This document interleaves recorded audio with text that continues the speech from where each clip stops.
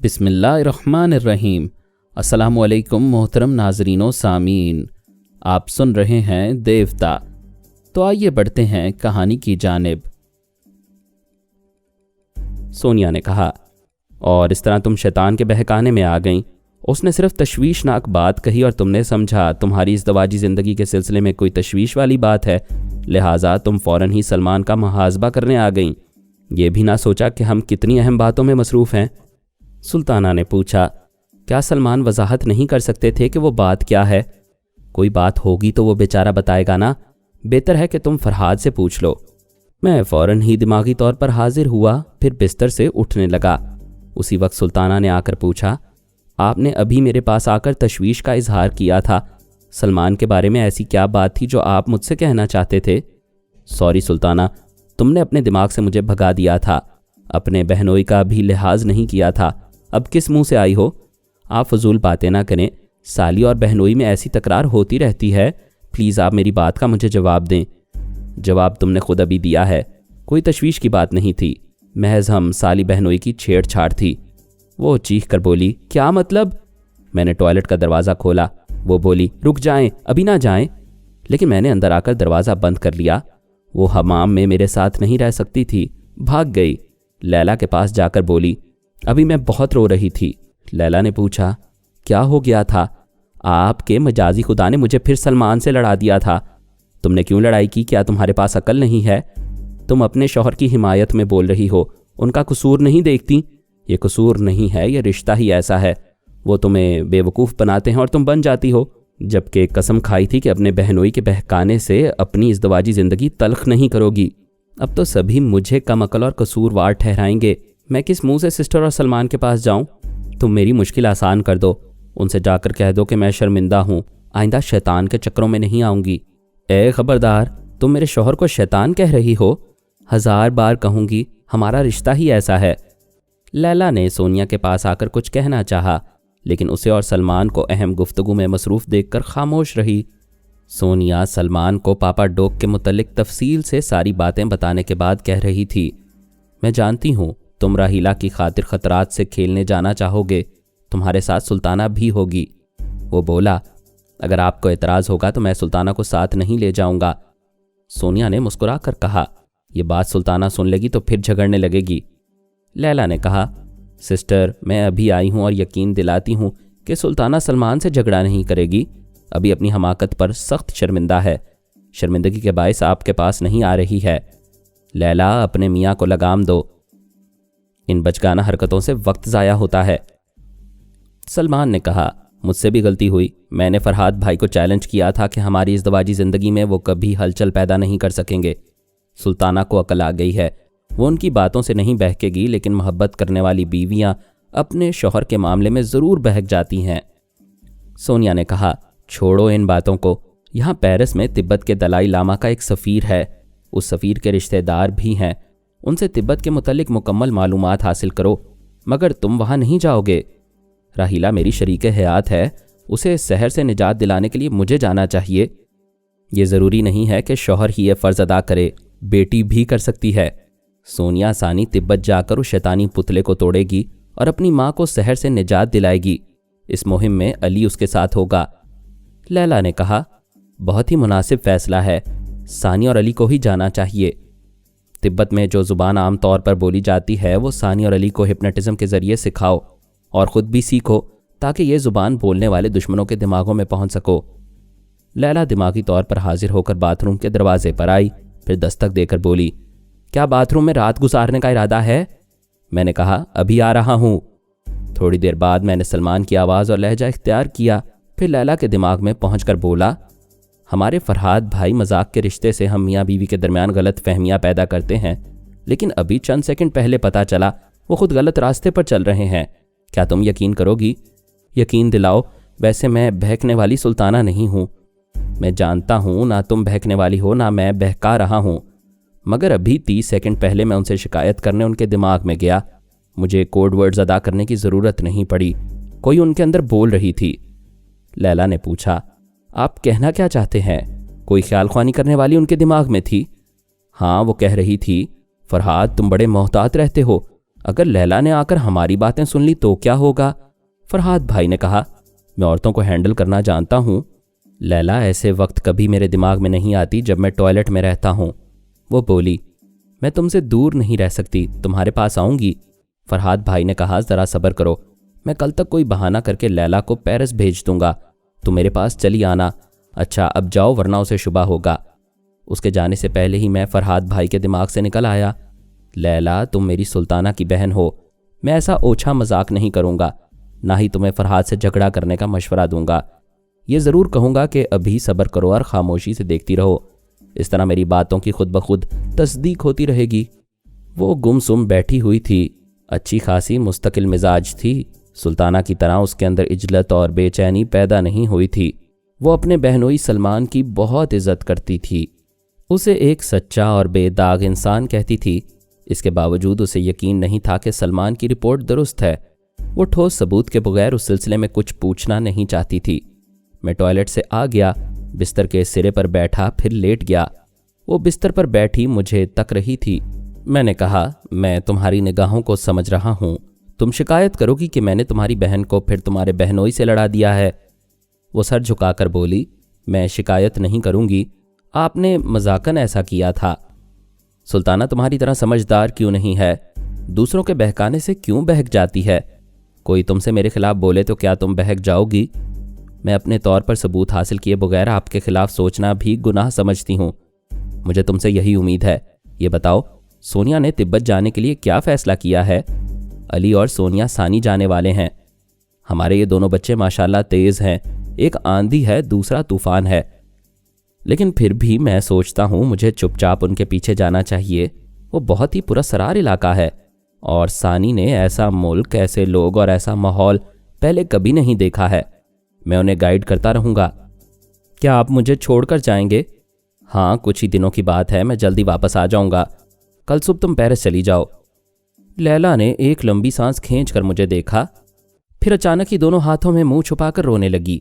اسے میری بے وفائی کا ثبوت مل گیا تھا۔ میں نے سلمان بن کر اس سے کہا تھا کہ فرحات بھائی اسے پیرس بھیج کر کسی محبوبہ کو تلبیب بلانے والے ہیں۔ میں نے بظاہر حیرت سے پوچھا، ارے کیا ہوا، کیوں رو رہی ہو؟ وہ منہ پھیر کر رونے لگی۔ میں نے قریب آ کر اس کے گداز بازو کو پکڑا۔ وہ جلدی سے بازو چھڑا کر بستر سے اٹھ گئی، دور جا کر بولی، مجھے ہاتھ نہ لگائیں، آپ نے میرے اعتماد کو دھوکہ دیا ہے۔ معلوم ہوتا ہے کسی نے تمہیں بہکایا ہے۔ میں نادان بچی نہیں ہوں، مجھے آپ کے ہرجائی پن کا ثبوت مل گیا ہے۔ سلطانہ کا بھی یہی دعویٰ تھا کہ وہ کوئی نادان بچی نہیں ہے، لیکن میں اس عقل مند کو 2 بار سلمان کے خلاف بھڑکا چکا ہوں۔ میں اس کے مقابلے میں تمہیں زیادہ ذہین اور متحمل مزاج سمجھتا تھا، لیکن ہر بیوی اپنے شوہر کے معاملے میں بہت چھوٹا دل رکھتی ہے، شاید اس لیے کہ دل و جان سے شوہر کو چاہتی ہے، اسے گمراہ ہوتا نہیں دیکھ سکتی۔ لیکن اس کا ایک کمزور پہلو ہے، ایسی ٹوٹ کر پیار کرنے والی بیویوں کو کوئی بھی بہکا کر ان کی ازدواجی زندگی تلخ کر دیتا ہے۔ مجھے کسی نے نہیں بہکایا۔ پھر تمہیں کیسے معلوم ہوا کہ میں کسی بہانے تمہیں پیرس بھیج کر اپنی ایک محبوبہ کو یہاں بلانے والا ہوں؟ ابھی آپ نے خود مجھے پیرس جانے کے لیے کہا ہے۔ تمہیں یہ کیسے معلوم ہوا کہ میں تمہیں یہاں سے بھگا کر کسی دوسری کو یہاں بلانے والا ہوں؟ بھائی کسی نے بتایا ہوگا، تبھی تو تم مجھے ہرجائی کہہ رہی ہو۔ ہاں، مجھے سلمان نے بتایا تھا۔ یہ ہوئی نا بات، تم کہہ رہی تھی کسی نے نہیں بہکایا۔ سلمان نے بہکایا نہیں، سچ کہا ہے۔ کیا تم نے تصدیق کی ہے کہ تمہارے دماغ میں آ کر بہکانے والا سلمان تھا؟ جب آپ کی زبان ہی سے سچ ظاہر ہو گیا ہے تو میں تصدیق کیا کروں؟ میرا مشورہ مانو، آنسو پونچھو اور سلمان سے صرف اتنا پوچھو کہ کیا وہ 10 یا 15 منٹ پہلے تمہارے دماغ میں آیا تھا؟ کیا آپ کو شبہ ہے کہ وہ نہیں آیا تھا؟ پوچھ لینے میں کیا حرج ہے؟ اس نے دوسری طرف منہ پھیر کر خیال خوانی کی۔ سلمان سے پوچھا، تم نے تھوڑی دیر پہلے میرے دماغ میں آ کر کیا کہا تھا؟ وہ حیرانی سے بولا، میں تمہارے دماغ میں کب آیا تھا؟ سسٹر کے پاس آنے کے بعد میں نے خیال خوانی نہیں کی ہے، کہیں کوئی دشمن تو نہیں آیا تھا؟ میں اسی بات کی تصدیق کر رہی ہوں۔ اچھا، خدا حافظ۔ لیلا نے دماغی طور پر حاضر ہو کر مجھے حیرانی سے دیکھا، پھر پوچھا، آپ کو کیسے پتہ چلا کہ سلمان میرے دماغ میں نہیں آیا تھا؟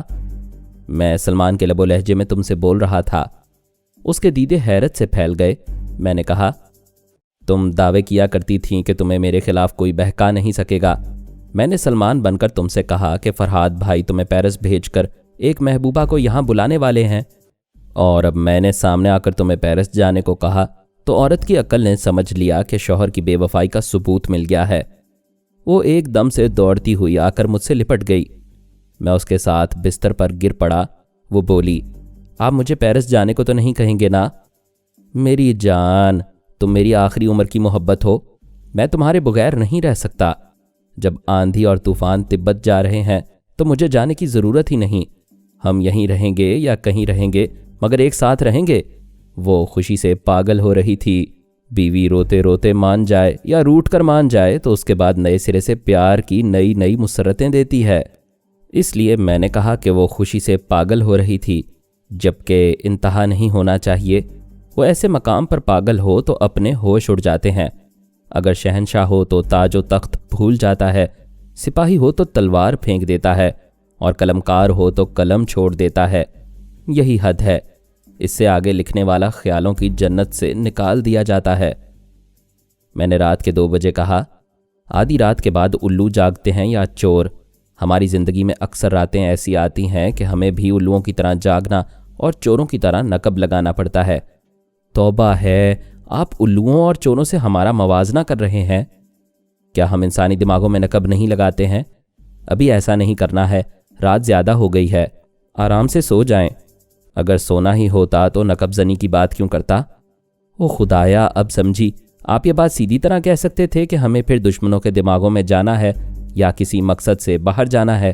ہم باہر نہیں جائیں گے۔ تم جو بن کر جے مورگن کے پاس جاؤ، اس سے کہو وہ صبح ہونے سے پہلے یہودیوں سے نجات حاصل کر لے گا۔ اس کے لیے ذہنی طور پر آمادہ رہے۔ تعجب ہے، آپ کو یہاں بیٹھے بیٹھے کیسے یقین ہو گیا کہ وہ نجات حاصل کر لے گا؟ میرے بہت سے منصوبے ایسے ہوتے ہیں جن کی کامیابی کا مجھے پہلے سے یقین ہو جاتا ہے۔ ہم ابھی جس منصوبے پر عمل کرنے جا رہے ہیں اس کا نتیجہ جلد ہی تمہارے سامنے آئے گا۔ جے مورگن سے چند باتیں کر کے فوراً میرے دماغ میں آ جاؤ۔ وہ دماغی طور پر غیر حاضر ہو گئی۔ میں اپنے جاسوس کے پاس پہنچ گیا۔ اس نے کہا، راہیلہ بی بی کو پاپا ڈوک کے محل سے نکال کر کسی دوسری جگہ پہنچا دیا گیا ہے۔ کیا تمہارے ماتحتوں نے تعاقب نہیں کیا تھا؟ کیا تھا، مگر وہ ہمارے ماتحتوں سے زیادہ چلاک نکلے، انہیں ڈوج دے کر نکل گئے۔ کوئی بات نہیں، اکثر معاملات میں ناکامی ہو جاتی ہے۔ تم اپنے 12 آدمیوں کو ایک جگہ بلاؤ، میں ابھی پھر رابطہ کروں گا۔ راہیلہ کا غائب ہو جانا اچھی بات نہیں تھی۔ میں جے مورگن کے ساتھ اسے بھی نکال لے جانا چاہتا تھا۔ اب اسے کس جگہ رکھا گیا ہے یہ معلوم کرنے کے لیے اس کے دماغ میں گیا تو اس نے سانس روک لی۔ پہلے وہ سوچ کی لہروں کو محسوس نہیں کرتی تھی۔ ہم تقریباً 5 گھنٹے اس سے غافل رہے تھے۔ اس دوران پاپا ڈوک کے معاملات میں الجھے ہوئے تھے اور کچھ وقت محبت میں گزارا تھا۔ یوں گولڈن برینز نے کسی عامل کے ذریعے راہیلہ پر عمل کر کے اس کے دماغ کو مکفل کر دیا تھا، ہماری خیال خوانی کا راستہ روک دیا تھا۔ بے شک گولڈن برینز زبردست چالیں چل رہے تھے۔ ایک طرف پاپا ڈوک کو، دوسری طرف ہم خیال خوانی کرنے والوں کو بے بس کر دیا تھا، مگر مجھے بھی شطرنج کی اس بازی میں، ذہانت کے اس کھیل میں مزہ آ رہا تھا۔ میری اگلی چال گولڈن برینز کے ہوش اڑانے والی تھی۔ جنرل کو بھی شاید معلوم نہیں تھا کہ راہیلہ کو کہاں چھپایا گیا ہے، پھر بھی میں نے اس کی سوچ پڑھی۔ معلوم ہوا کہ راہیلہ ابھی کسی خفیہ اڈے میں نہیں پہنچائی گئی۔ گولڈن برینز کے خاص ماتحتوں نے اسے ایک گاڑی میں لے جاتے وقت سمجھ لیا تھا کہ ان کا تعاقب ہو رہا ہے۔ انہوں نے کسی طرح تعاقب کرنے والوں کو ڈاج دے کر راہیلہ کو ایک سرکاری بنگلے میں پہنچا دیا تھا، پھر جنرل کو اطلاع دے کر درخواست کی تھی کہ متعدد فوجی جوانوں کو اس بنگلے کے اطراف ڈیوٹی پر لگایا جائے۔ اگر وہ گولڈن برینز کے خفیہ اڈے میں پہنچا دی جاتی تو جنرل کو بھی راہیلہ کا پتہ نہ ملتا۔ میں اپنے جاسوس کے پاس آیا۔ اس نے کہا، میں نے 12 بہترین آدمیوں کو طلب کیا ہے، وہ پوری طرح تیار ہو کر یہاں پہنچنے ہی والے ہیں۔ میں نے اس بنگلے کا مکمل پتہ اسے سمجھایا جہاں راہیلہ کو چھپایا گیا تھا۔ پھر میں نے کہا، 6 آدمیوں کی 2 ٹیمیں بناؤ، ایک ٹیم فوجی چھاونی کی طرف جائے گی، دوسری راہیلہ کی طرف۔ تم راہیلہ کی طرف جانے والی ٹیم میں رہو گے۔ کامیابی حاصل ہوتے ہی اسے ایسی جگہ چھپاؤ گے کہ وہ کسی دماغی رابطہ کرنے والے عامل کو وہاں نہ بلا سکے۔ مسٹر ولف، کیا ہم بنگلے پر حملہ کریں گے؟ نہیں، کسی ہنگامے کے بغیر اپنا مقصد حاصل کیا جائے گا۔ میں ابھی منصوبہ بتاؤں گا، پہلے اپنے آدمیوں کو کوڈ ورڈز یاد کراؤ۔ جاسوس نے اپنے ماتحتوں سے کہا، میں چند کوڈ ورڈز ادا کر رہا ہوں، تم سب انہیں سنو، دل ہی دل میں دہراؤ اور ذہن نشین کر لو۔ میں وہ کوڈ ورڈز جاسوس کے دماغ میں ادا کرنے لگا۔ वो ज़ुबान से धीमी आवाज़ में बोलने लगा और उसके मातहत उन अल्फाज को ज़हन नशीन करने लगे। फिर मैंने कहा, याद करते रहो, मैं अभी आता हूँ। मैं दिमागी तौर पर हाजिर हो गया। बिस्तर से उठकर टेलीफोन के पास आया। लैला मेरे अंदर रहकर ये सब कुछ देख रही थी। बोली, मैं खाक नहीं समझती आप क्या करते फिर रहे हैं। मैंने रिसीवर उठाकर नंबर डायल करते हुए कहा, खुद समझो या इंतज़ार करो।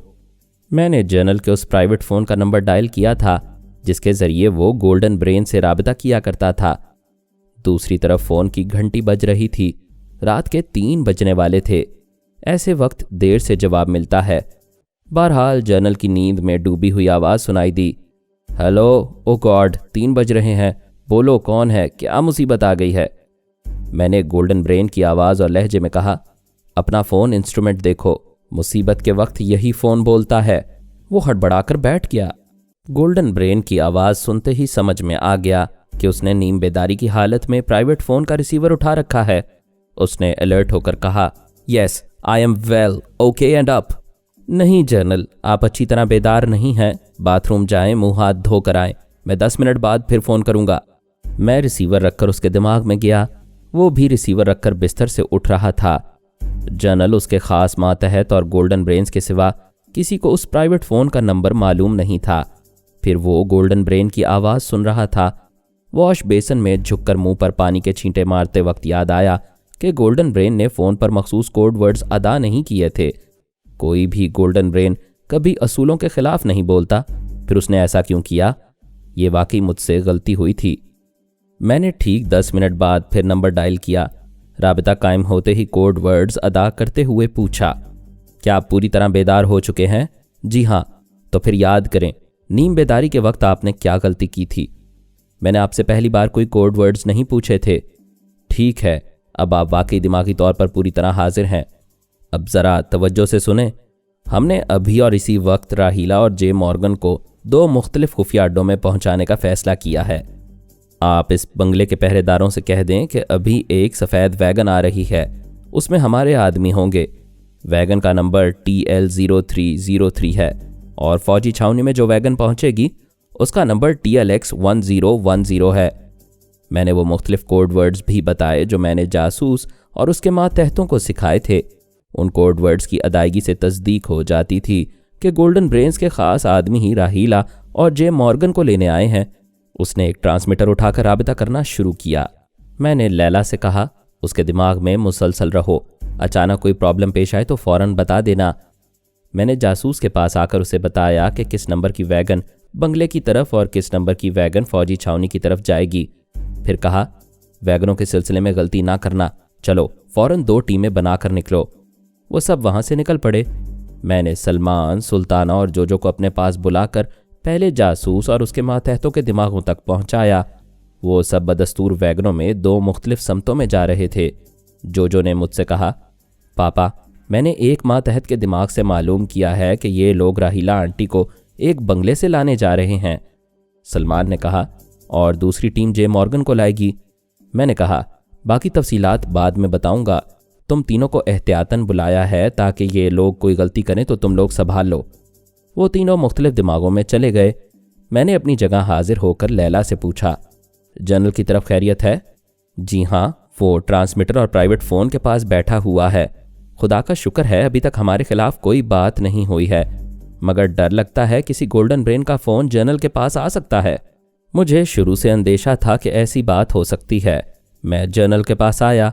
वो गहरी नींद से बेदार हुआ था, जबरन जाग रहा था, रह रह कर जमाइयाँ ले रहा था। मैंने ज़रा ऊँघने पर मजबूर किया, फिर दिमागी तौर पर गायब कर दिया। वो अपनी जगह से उठकर प्राइवेट टेलीफोन के प्लग पॉइंट के पास आया, फिर उसके प्लग को निकाल दिया, वापस आकर अपनी जगह बैठ गया। मैंने उसके दिमाग को आज़ाद किया तो उसने चौंक कर आस पास देखा। मैंने उसकी सोच में कहा, ओहो, मैं फिर ऊँघने लगा था। वो किचन में आ गया, वहाँ कॉफ़ी तैयार करने के लिए चूल्हा जलाने लगा। लैला ने मुझसे कहा, आप पहले ही टेलीफोन का प्लग निकलवा सकते थे। गलती हो गई, माफ़ कर दो। वो हंसने लगी। मैंने कहा, हंसी को मुख्तसर कर लो और जनरल के पास जाओ। मैंने एक टीम के पास आकर देखा, वो लोग कामयाब हो गए थे, राहीला को ले गए थे। मैं दूसरी टीम के पास आया, वो लोग वैगन के अंदर जे मॉर्गन को बिठाकर ले जा रहे थे। उसी वक्त लैला ने कहा, जनरल को ट्रांसमीटर पर इशारा मौसूल हो रहा है। मैं उसके दिमाग में पहुंचा। वहां ट्रांसमीटर पर जनरल और एक गोल्डन ब्रेन के दरमियान कोड वर्ड्स का तबादला हो रहा था। फिर गोल्डन ब्रेन ने पूछा, तुम्हारा प्राइवेट फ़ोन काम नहीं कर रहा है, मैं कई बार राबता कर चुका हूं। जनरल ने मेरी मर्जी के मुताबिक कहा, शायद कुछ खराबी हो गई, वरना। वो वरना के बाद कहने वाला था कि उसकी गोल्डन ब्रेन से थोड़ी देर पहले उसी प्राइवेट फ़ोन पर बातें हो चुकी हैं, लेकिन मैंने बात पलट दी, उसकी ज़ुबान से कहलवाया, वरना आप ट्रांसमीटर पर अभी गुफ्तगू ना करते। ये कहने के बाद मैंने जनरल के दिमाग को पूरी तरह अपने कब्जे में कर लिया ताकि कोई गड़बड़ ना हो। गोल्डन ब्रेन ने कहा, 4 बजने वाले हैं, यह अच्छा मौका है। राहीला को हमारे एक खुफिया अड्डे में पहुंचाया जा सकता है। आप बंगले के अतराफ पहरा देने वालों से अभी कह दें कि हमारे आदमी पीले रंग की एक वैगन में आ रहे हैं। वो कोड वर्ड्स अदा करेंगे, hand over this silken lady. मैं अभी बंगले के मुसल्ला पहरेदारों को समझाता हूँ। ट्रांसमीटर का राबता ख़त्म हो गया। लैला ने कहा, अब असल लोग राहीला को ले जाने इस बंगले में पहुंचेंगे तो भेद खुल जाएगा। राहीला महफूज मकाम तक पहुंचा दी गई है। तुम जनरल के दिमाग पर कब्जा जमाकर यहाँ रहो, मैं अभी आता हूँ। मैं उसे वहाँ छोड़कर सलमान के पास आया। उससे कहा, ये वैगन का सफ़र अभी तक जारी है। टीम के सरबराह से मालूम करो आखिर वो खुफिया अड्डा और कितनी दूर है। सलमान ने सोच के ज़रिए सरबराह से यही सवाल किया। उसने जवाब दिया, बस हम पहुँचने ही वाले हैं। सामने से गश्त करने वाली एक पुलिस पार्टी एक गाड़ी में आ रही थी। उन्होंने रुकने के लिए सिग्नल दिया। हमारी टीम का लीडर रुकना नहीं चाहता था। सलमान ने कहा, रुक जाओ, कानून के मुहावजों की तसल्ली कर दो। उन्होंने गाड़ी रोक दी। पहले एक सिपाही अपनी गाड़ी से उतरकर वैगन की तरफ आया। खिड़की से झांक कर देखा। अंदर छोटे से बल्ब की रोशनी में सब ही नजर आ रहे थे। जे मॉर्गन के साथ उनकी तादाद 7 हो गई थी और जे मॉर्गन को वहां चेहरे से कोई नहीं जानता था। एक अरसा हुआ तिलबीब में पहुंचते ही नज़र बंद रहने लगा था। फिर एक टेलीपैथी जानने वालों को जनरल ने सबसे छुपा कर रखने में ही बेहतरी समझी थी। सिपाही ने कहा, इतनी रात को इतने लोग कहाँ जा रहे हैं? एक ने हंसकर कहा, 5 बज चुके हैं, सुबह हो रही है और तुम्हें रात नजर आ रही है। सिपाही पलटकर अपनी गाड़ी की तरफ जाने लगा। उसके दिमाग में सुल्ताना थी। उसने सुल्ताना की मर्जी के मुताबिक कहा, गाड़ी में सिर्फ 4 अफराद हैं। अफसर ने अगली सीट से बाहर आकर कहा, मुझे तो कुछ ज्यादा लग रहे हैं। उसके बोलते ही जो उसके अंदर पहुंच गई। वो वैगन के पास आया, फिर अंदर झुकते हुए बोला, कमाल है, दूर से ज्यादा लगते हैं मगर हैं सिर्फ 4। इसी को फरेबे नज़र कहते हैं। बाय द वे, कहाँ जा रहे हो? जवाब मिला, सुबह की दौड़ लगाने पोलो ग्राउंड। अफसर ने जाने की इजाज़त दे दी। वैगन स्टार्ट होकर आगे बढ़ गई, फिर तेज़ रफ्तारी से दूर निकलती चली गई। अब कोई अंदेशा नहीं रहा था। जे मॉर्गन को एक खुफिया अड्डे तक पहुंचाने के बाद इत्मीनान हो गया। वो लोग कामयाबी की खुशी में नाचने लगे। जे मॉर्गन एक एक का शुक्रिया अदा कर रहा था और जोजो को आवाज़ देकर कह रहा था, सिस्टर जोजो, मैं तुम्हारा एहसान कभी नहीं भूलूंगा। तुम मेरी सगी बहन से बढ़कर हो। जब चाहो मुझे आजमा लो। इन शानों पर यह गर्दन सिर्फ तुम्हारे लिए कटने को तैयार रहा करेगी। जोजो ने कहा, सुबह हो चुकी है, हम मोहब्बत और रिश्तों की बातें बाद में करेंगे। अभी यहाँ के दरवाजे और खिड़कियाँ अच्छी तरह बंद कर लो। मैं तुम्हारा चेहरा बदलने के लिए कुछ करती हूँ। वो मेरे पास आई। मैं जासूस के पास आकर बोला, कोई प्लास्टिक सर्जरी करने वाला अपना आदमी है? जे मॉर्गन को आर्जी मेकअप में नहीं रखा जा सकता, अभी उसकी तलाश शुरू होने वाली है। हमारे जासूस ने जवाब दिया, प्लास्टिक सर्जरी भी काम नहीं आएगी। यहाँ के सुराग रिसां और पुलिस वाले किसी भी खतरनाक मुजरिम को उसके बिल से निकालने के लिए शिकारी कुत्तों को काम में लाते हैं। आप इन कुत्तों को जे मॉर्गन तक पहुँचने ना दें। मैं चंद घंटों में इसका प्लास्टिक सर्जरी के जरिए हुलिया बदल दूंगा। मैंने जोजो से कहा, तुम आराम करो, ज़रूरत हुई तो बुला लूँगा। मैं लैला के पास जनरल के दिमाग में आया। उसके करीब फ़ोन की घंटी बज रही थी। प्राइवेट फ़ोन का प्लग लगा दिया गया था। जनरल ने रिसीवर उठाकर हेलो कहा। जवाब में गोल्डन ब्रेन ने कोड वर्ड्स अदा करके पूछा, ये क्या मजाक है? राहीला बंगले में नहीं है और आपके फौजी जवान कहते हैं आपने हमारे मुकर्रर किए हुए कोड वर्ड्स नहीं बताए हैं। वो गलत कहते हैं, मैं उन्हें बता चुका हूँ। आपके कोड वर्ड्स यही थे ना कि peoples in the dark are never up to the mark, यानी जो अंधेरे में होते हैं वो भरोसे के काबिल नहीं होते। गोल्डन ब्रेन ने सख्त लहजे में कहा, जनरल होश की दवा करो। मैंने जो कोड वर्ड्स बताए थे वो ये थे, hand over the silken lady. General ने हैरानी से पूछा, आपने ये मखसूस अल्फाज कब बताए थे? जब मैंने नींद से बेदार होकर आपका फ़ोन रिसीव किया तो। बात काट कर कहा गया, हमारी गुफ्तगू फ़ोन पर नहीं ट्रांसमीटर पर हुई थी। आपका फ़ोन ख़राब था। मेरा फ़ोन ख़राब नहीं था। ओह माय गॉड, इसका मतलब है कि गड़बड़ हो चुकी है। आपके दिमाग पर किसी का कब्ज़ा है। मैं अभी राबिता करता हूँ, इंतज़ार करें।